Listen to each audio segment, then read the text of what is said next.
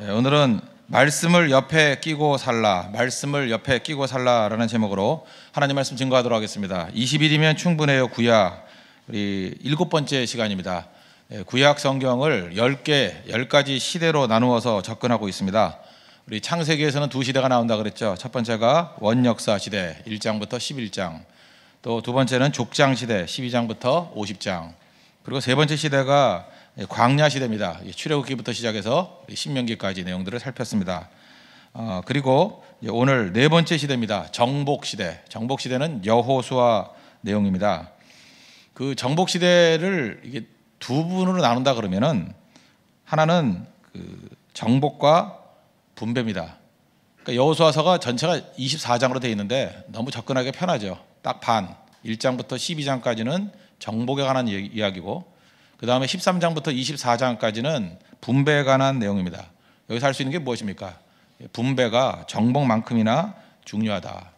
분배도 중요하다. 그것을 우리에게 보여주고 있다는 것입니다.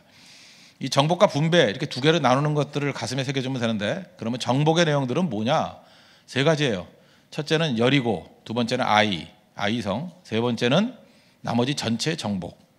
그 세 가지 내용으로 되어 있습니다. 그래서 성경을 잘 안 읽는 분들은 그 여리고성을 무너뜨리고 아이성을 무너뜨리고 그 다음에 어느 성을 무너뜨렸습니까? 잠깐 이렇게 얘기를 하는데 샘플로 두 개만 뽑은 거예요. 앞부분에.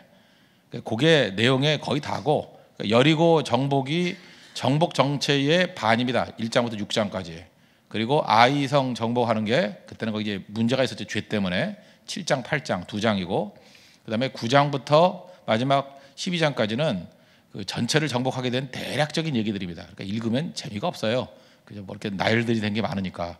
그래서 여호수아서를 읽는다고 하지만 실제로 우리가 읽기는 1장부터 8장까지 읽다 끝내버리죠. 뒷부분은 그냥 넘어가 버리고. 그래서 대부분 예수를 한 10년, 20년 믿어도 여호수아 15장을 읽지 않았던 분도 계실 겁니다. 그죠? 뒤는 잘 안 읽으니까. 근데 전체 내용은 그렇게 된다. 그 내용들을 꼭 알아뒀으면 좋겠습니다. 그래서 네 가지 사건이 있다고 굳이 설명한다 그러면 그 두 개로 나누면 정복과 분배고, 정복을 또 셋으로 나눈다 그러면 여리고, 아이, 전체 정복, 그리고 네 번째가 분배, 이렇게도 나눌 수 있다는 것입니다. 그러니까 여리고부터 이제 시작해서 마지막 분배까지 끝나는 내용, 이게 여호수아의 내용이라는 것입니다. 핵심은 뭐냐? 영적 전쟁이란 무엇이냐, 그 얘기예요. 그냥 싸워서 이겼다 그 얘기를 쓰려고 그러면 뭐 여호수아가 있을 필요가 없는 거죠. 군사력 강함이 이겼다 그 얘기가 아니고, 하나님의 백성들의 싸움의 근본적인 내용은 영적 전쟁이다. 영적 전쟁의 본질을 보여주는 게 결국은 여리고성 무너뜨린 겁니다. 여리고성. 아이성은 범죄했던 얘기를 이렇게 첨가한 얘기고, 그러니까 핵심은 여리고에 있다는 거예요. 여리고를 어떻게 무너뜨리게 되느냐, 그것이 핵심이라는 것입니다. 여호수아의 핵심. 오늘 세 가지로 접근하겠습니다. 첫째는 리더가 중요하다는 것입니다. 리더가 중요하다. 하나님은 리더를 통해서 일하신다. 다시 이제 과거로 넘어갑시다. 광야 시대에서 제일 중요한 지명이 두 개가 있다 그랬죠. 시내 산과 또 하나가 가데스 바네아. 굳이 세 개를 얘기한다 그러면은 출발했던 것이 어디입니까? 애굽의 나일 삼각지에 있는 고센 땅.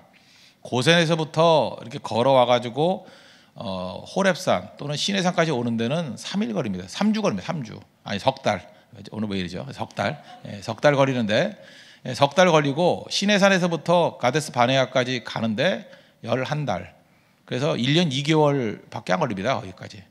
그 정도밖에 걸리지 않는 그 짧은 시간인데, 그 시간 안에, 그죠? 시간 안에 뭐 한 2년 정도 되는 움직이는 시간까지, 그 2년 안에 벌어졌던 일입니다. 그리고 가나안 입구까지 갔어요. 가데스 바네아에서 무려 38년 동안 방황한 겁니다. 12명이 정탐꾼 보내고 난 다음에 10명이 정탐꾼의 부정적인 얘기를 믿고, 그죠? 원망하는 배에서 다 죽을 때까지 여기 돈다. 그래서 40년 동안 걸린 거예요. 38년 동안. 그러니까 모세가 했던 일은 뭐냐면 한 2년 남짓 광야에서 이끌고, 나머지 거의 모든 광야 생활은 가데스 바네아에서 그냥 뱅뱅 돌다가 거기 머물다가 끝나는 인생입니다. 거의 38년 동안. 우리 인생이 그래요. 다 갔다가 마지막에서 꼼짝도 못하고 머물러 있는 인생이라는 것입니다. 그러다가 이 가데스 바네아에서 드디어 모세가 죽습니다. 거기서 느보산이라는 데서 이제 죽습니다. 그런데 모세가 어떻게 죽냐? 늙어 죽었다. 그것도 맞는 얘기 같고, 아파 죽었다. 그건 절대로 아니에요. 신명기 34장 7절, 우리 그 여호수아 바로 옆에 보십시오. 신명기 34장 7절을 보니까 모세가 죽을 때 나이 120세였으나 그의 눈이 흐리지 아니하였고 기력이 쇠하지 아니하였더라. 이게 무슨 얘기입니까? 결국 아파서 죽은 것도 아니고 너무 늙어가지고 힘이 없어 죽은 게 아니라는 것입니다. 자기 역할 끝나니까 하나님이 데려갔다라는 거예요. 굉장히 중요한 포인트입니다. 모세가 아파 죽은 게 아니에요. 늙어 죽은 게 아니에요. 자기 역할 끝나니까 하나님이 데려가신 겁니다. 리더가 모든 것을 다 하는 게 아닙니다.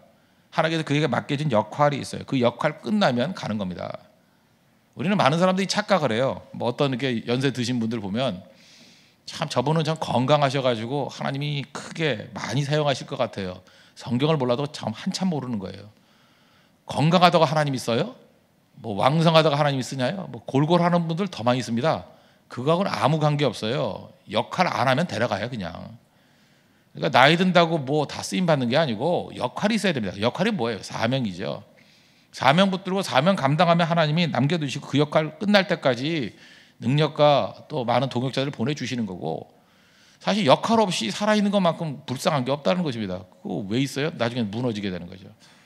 하나님께서 모세를 데려갔던 이유는 역할 끝나니까 데려갔다. 잊지 말고 내게 주신 역할이 있다는 것입니다. 너무 인생 분배하려고 그러지 말고 지금 당장 주신 일에 대해서 충성을 다하는 거, 그게 꼭 필요하다는 것입니다. 그래서 뭐 이런 얘기가 있죠. 지도자가 가본 곳만큼 사람들을 이끌어갈 수 있다. 모세는 하여튼 이유가 뭐든 간에 광야 생활했잖아요. 광야까지 아니까 광야까지 인도했고, 또 여호수아는 정탐꾼으로 가나안 땅을 들어가지 않았습니까? 가나안까지 들어갔으니까 가나안까지 인도하는 리더가 되었다. 저는 뭐 틀린 얘기는 아니라고 생각합니다. 리더가 중요한 게 뭐예요? 자기가 경험하고 아는 것들이 정말로 중요하다는 것입니다. 그래서 하나님께서 여호수아 1장에서 강조하는 게 뭐냐면 리더가 중요하기 때문에 리더십을 세워주는 일에 모든 힘을 다 기울이고 있다는 것입니다. 하나님께서 이제 여호수아에게 능력을 주신다, 그를 리더로 세우셨다. 그게 굉장히 중요한 거예요. 그게 여리고성 승리의 핵심적인 내용이 될 수 있다는 것입니다. 하나님의 리더를 세워 주신다는 것입니다. 우리 1절부터 9절까지 읽었는데 그 내용 가운데 핵심이 8절입니다. 8절이 뭐예요? 말씀 끼고 살면 리더 된다는 거예요. 8절 보십시오. 이 율법책을 내 입에서 떠나지 말게 하며 주야로 그것을 묵상하여 그 안에 기록된 대로 다 지켜 행하라. 그리하면 내 길이 평탄하게 될 것이며 내가 형통하리라. 그러니까 리더의 자격이 무엇입니까? 말씀 끼고 살면 된다는 거예요. 딴 생각하지 말고 말씀 하나 붙들고 살라. 그러면 모세에게 임했던 하나님의 능력이 너에게도 그대로 임하게 될 것이다. 그럼 우린 예외입니까? 우리도 마찬가지죠. 말씀만 끼고 살라는 거예요. 그러면 하나님께서 강력하게 쓰임받는 하나님의 거룩한 종이 된다는 것입니다. 이 말씀 그대로 적용됐던 역사적인 인물이 누굽니까? 링컨이죠. 링컨은 뭐 책도 없고 가난한 사람이었습니다. 한 권의 사람이었어요. 성경책의 사람, 성경의 사람. 성경 하나 붙들고 살다가 승리하는 종이 되었다는 것입니다. 교회 부흥의 원동력이 어디 있습니까? 말씀 하나예요. 목사가 뭐 딴 거 할 게 뭐 있습니까? 말씀 붙들고 말씀 증거하는 일에 생명 걸면 말씀 하나 끼고 살면 승리한다는 거예요. 그리고 왕에게 주신 말씀이 뭡니까? 왕이 항상 등사된 하나님 말씀을 옆에 두고 말씀 읽으면 살라고. 우리 베드로전서 2장 9절 보니까 우리를 뭐라 그래요? 왕 같은 제사장이라고. 우리 왕입니다. 왕 같은 제사장으로서 역할을 잘 감당하기 위해서 성도가 해야 될 일이 뭐예요? 말씀 붙들고 사는 거예요. 말씀 붙들고. 여기 강하고 담대하라 하는 것이 5절부터 9절까지 무려 3번 나와요. 강하고 담대하라, 강하고 담대하라, 강하고 담대하라. 그거 마인드 컨트롤로 됩니까? 강하고 담대하게 되는 원동력이 어디에 있어요? 말씀을 옆에 끼고 살면 강하고 담대할 수 있다는 것입니다. 그러니까 그만큼 리더가 중요하다는 거예요. 리더의 핵심이 뭐냐? 말씀 끼고 사는 것이다. 그게 모든 것을 세울 수 있는 원동력이 될 수 있다는 것입니다. 그래서 리더가 중요합니다. 우리 모든 성도들이, 크리스찬들이 바른 리더로 서기 위해서는 반드시 말씀을 옆에 끼고 사는, 이거 하나 붙들면 승리할 수 있다는 것입니다. 우리 교회가 이렇게 성숙된다, 리더가 많이 배출된다, 그 얘기가 뭐예요? 말씀을 옆에 끼고 사는 사람들이 많이 세워지는 거예요. 그 사람들이 리더가 되는 것입니다. 우리 뭐 개척교회다 보니까 많이 오기도 오는데 막 퍽퍽 쓰러지는 이유가 뭐예요? 리더가 없기 때문에 그래요. 리더가 없다는 이유가 무엇입니까? 말씀에 대해서 깡통들이에요. 뭐 그렇지 않아요. 말씀에다 깡통들이에요. 맨날 스마트폰이나 들고 다니고. 이게 무슨 리더예요? 아무것도 아니지. 아는 게 없어요. 아는 게. 공부도 안 하고. 굳이 나와서 뭐 한다는 얘기 맨날 국수나 먹고 뭐 이러다 집에 가버리고 커피나 마시다 가버리고. 그 무슨 뭐 사람 뭐 인적 관리하는 거예요? 뭐 인사부장이에요? 그거 아니죠. 말씀이 있어야 돼요. 말씀 옆에 끼고 살아야죠. 말씀을 연구하고 말씀 속에서 하나님께서 내게 무엇을 주셨냐? 그래서 말씀 안에 서 있어야 비로소 그것이 리더가 될 수 있다는 것입니다. 그래서 여러분들 새로운 리더십을 갖고 있는 성도들, 리더가 되기를 원하는 성도들 무조건 여호수아 1장 붙들어야 된다는 거예요. 말씀 옆에 끼고 살라. 이거 말고도 많은 메시지가 있는데 일부러 제가 다 생략해버린 겁니다. 귀에 못이 박히도록, 잘 박힌 못과 같이 되도록 말씀 끼고 살라. 이거 한 가지예요. 말씀 끼고 살라. 마귀는요 참 묘한 게 뭐냐면 항상 이렇게 공격을 합니다. 공격을 하는데 누굴 공격하느냐 하면 리더를 공격합니다. 리더를 굉장히 공격을 해요. 그 이유가 뭐냐? 리더를 공격해야 리더가 넘어져야 아무 일도 못하기 때문에 그렇다라는 것입니다. 그래서 리더가 하나님 앞에서 온전하게 서 있어야 되는데 마귀는요 하나님을 직접 공격 안 해요. 하나님을 직접 공격 안 하는 이유가 뭘까요? 마귀도 머리가 있거든요. 하나님을 직접 공격하면 주변에 있는 약간의 믿음이 있는 사람들이 야 저거는 아니잖아 그러면서 이렇게 동조를 안 한다고요. 근데 하나님을 공격을 안 하고 누굴 공격하느냐 하면 리더를 공격을 합니다. 리더를 공격하면은 그 별로 이렇게 마음에 부담이 없어요. 그죠? 하나님 공격하는 것보다 리더 공격하는 건 부담이 없다고 뭐 그럴 수도 있지. 그리고 리더를 공격할 때는 또 포장을 잘하잖아요. 하나님의 공의를 위해서, 하나님의 정의를 위해서 저런 엉터리 리더가 어딨냐 그러면서 하다 보면 괜히 그 믿음의 발로 같기도 하고 뿌리에 마귀가 있습니다. 잊지 말라고요. 항상 그런 식이라는 거예요. 그런 식.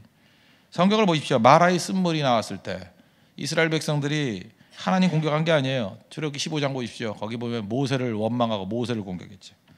그 다음에 17장에 가보면 출애굽기 17장 르비딤 광야에서 또 물이 없어요. 모세를 공격합니다. 거기서는 또 심해요. 돌 들고 모세를 쳐 죽이려고 그랬어요. 계속 그랬다고요. 우리 출애굽 과정 광야 생활에서 이스라엘 백성들의 그 마귀적인 행태들을 보십시오. 특징이 뭐냐면 건수만 생기면 리더 공격이에요. 건수만 생기면. 심지어 뭐 아론과 미리암도 뭐 너만 리더십 있냐 뭐 그러면서 대들다가 뭐 문둥병도 걸리고 막 그러잖아요. 그러니까 항상 보면은 건수만 생기면 리더십 공격이라고요. 그러면서 멋진 구호가 있죠. 다 우리 먹힙니다. 사람이 아니라 하나님. 되게 막 눈물 핑 돌죠. 사람을 따르는 게 아니라 우리는 하나님을. 이게 일종의 도케티즘입니다. 뭐 하나님이 보여요? 사람은 다 무시해버리고 하나님. 제가 볼 때 고린도 교회의 최악의 모습이 뭔지 아십니까? 바울파, 파벌있다는 거예요. 뭐 개바파, 뭐 바나바파 다 좋다라는 거예요. 아볼로파, 뭐 바나바파는 없어요. 아볼로파예요, 그죠? 아볼로파인데 이렇게 파벌인데 그 중에 제일 나쁜 놈이 누구냐면 그리스도파예요. 알아요? 나는 아무 파벌도 아니라 그리스도께만. 그게 내가 볼 때 최고 악질 파벌이야. 언제나 그렇게 나간다는 것입니다. 잊지 마십시오. 여호수아가 하나님 앞에 순종했습니다. 어떤 방식을 통해서요? 하나님이 세우신 종 모세에게 순종하는 걸 통해서 하나님께 순종했습니다. 이게 하나님의 방법이라는 거예요. 이스라엘 백성들도 마찬가지입니다. 하나님이 세우신 종 여호수아에게 순종하는 걸 통해서 하나님께 순종을 했다는 거예요.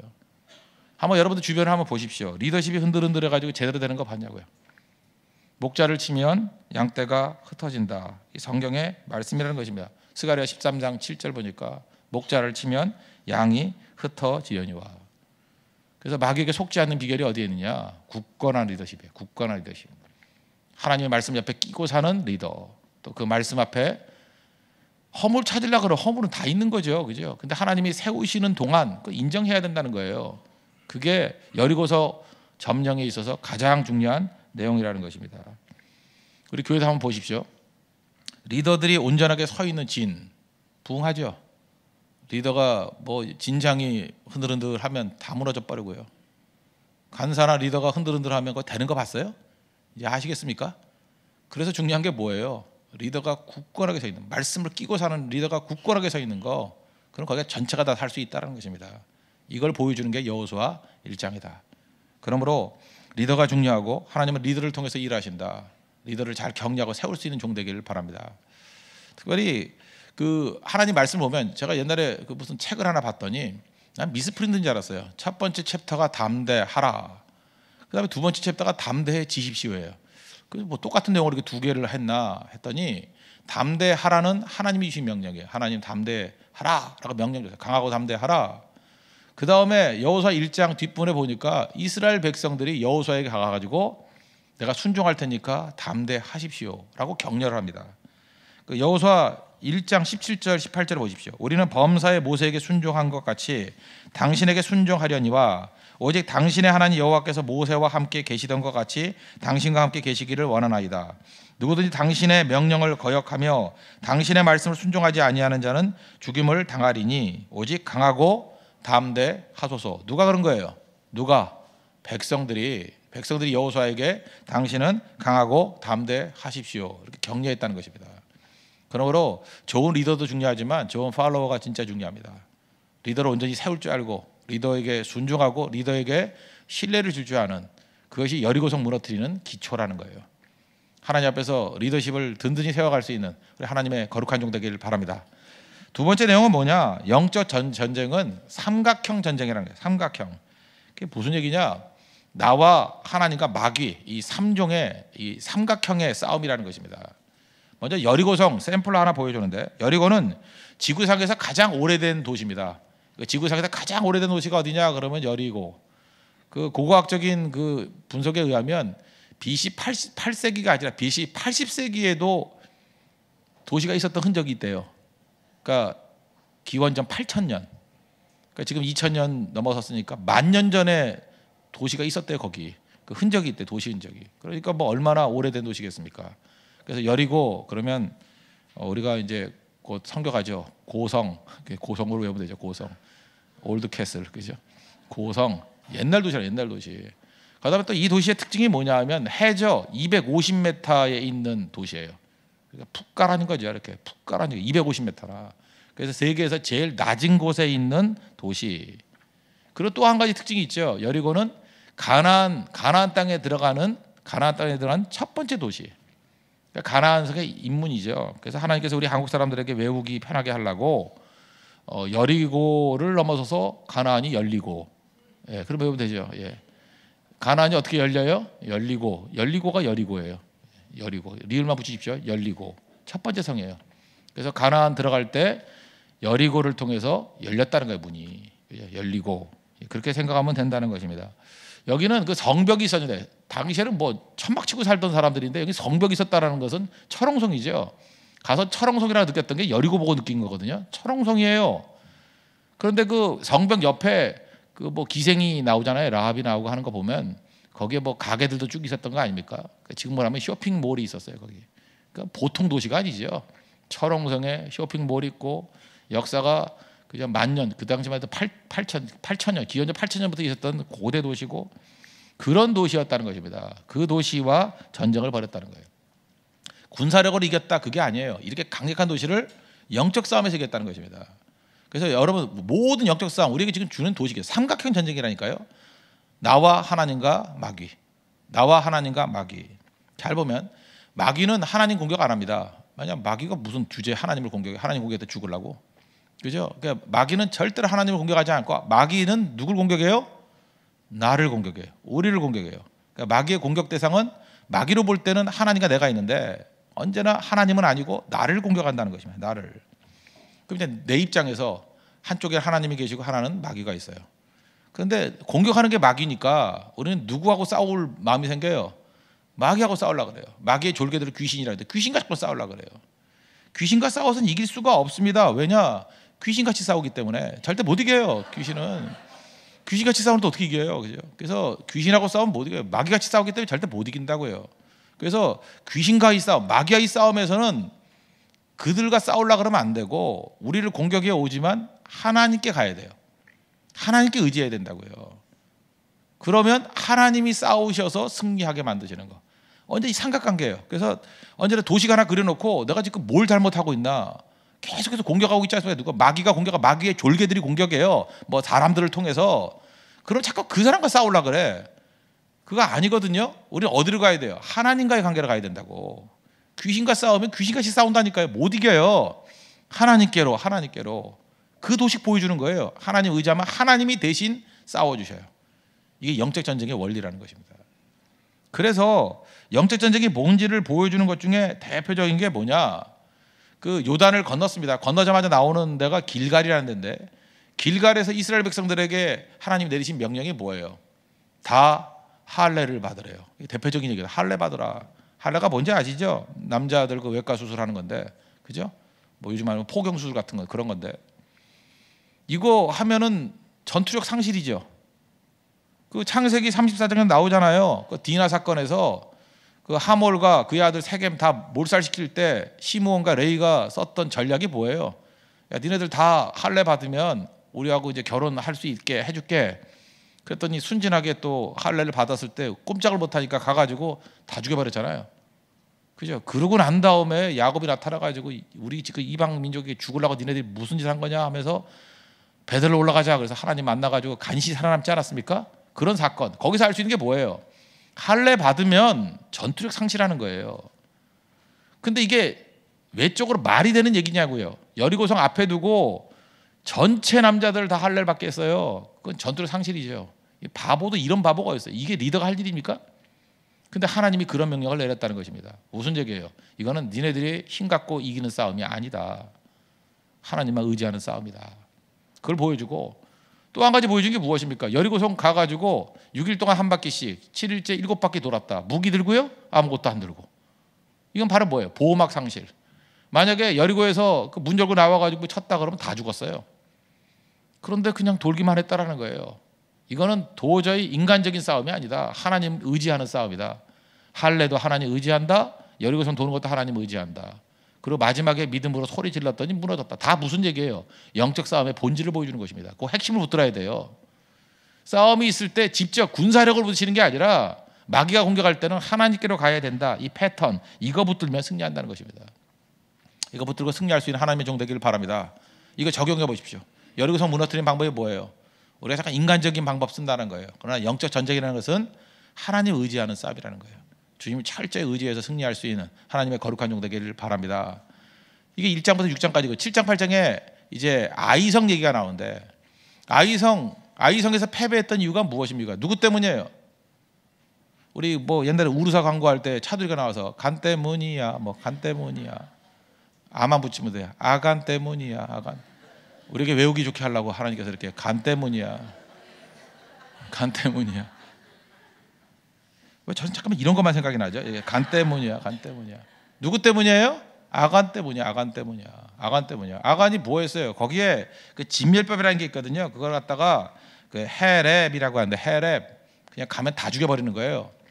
이게 뭐 잔인하다 뭐 이러는데 지금도 보세요. 구제역 할 때 다 죽여버리잖아요.